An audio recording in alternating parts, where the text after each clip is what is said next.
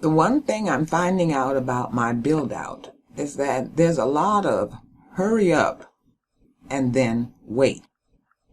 I decided to remove the supports for the middle seats. I quickly went from this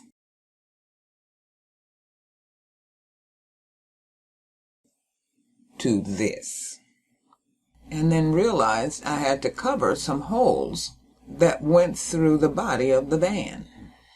I then had to wait for a certain type of marine adhesive to arrive, and somehow I had the thought that it would take 3 days to cure, and later saw on the instructions that it takes 7 days. The trip I had scheduled to that popular park in Orlando was rapidly approaching. So, after 3 days and the adhesive hardening, I decided to put down a rug and go on the trip to Orlando. The great thing about going to Wekiwa Park, outside of it being a really great park, is that it gave me a chance to reconnect with my friend Liz, who lives in the Orlando area and does primitive camping, so she could show me how it's done. I'll admit that I secretly think Liz is a magician, because I sat up and thought I was done. And then she proceeded to take out item after item to set her primitive camp up.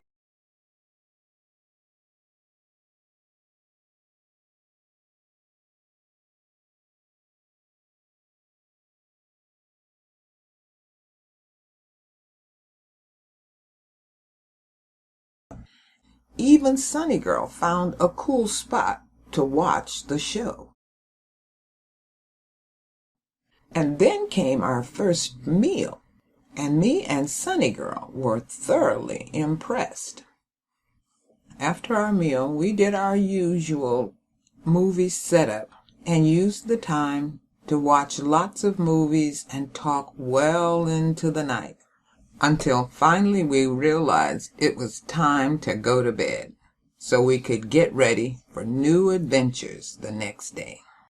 Me and Sunny Girl woke up the next morning to Liz making breakfast, and she did not disappoint.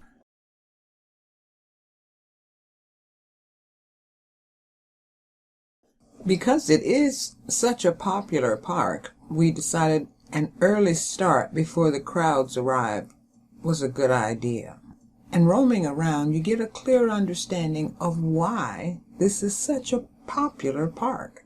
The springs maintain a constant 72 degrees year-round, so you can come in the summer to cool off and in the winter to warm up. You can rent a boat or go paddleboarding or just hang out in the water. Dogs are not allowed near the swimming section of the springs, so Sunny Girl had to remain at the campsite. After giving her a little chance to explore, it was time to pack up and leave. I hated to wave goodbye to the bear at the exit.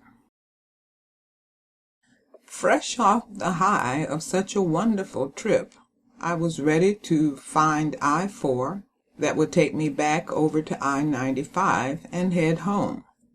But my GPS had other ideas, and I spent 2 hours going down 2-lane roads to nowhere. But I have to admit, people were kind and were more than willing to give me directions that got me back over to 95, completely bypassing I-4. As me and Sunny Girl floated along I-95 headed home, the thoughts that ran through my head were, and now to get serious about the build-out. Feel free to leave comments and give me an idea of what you thought of the latest adventure.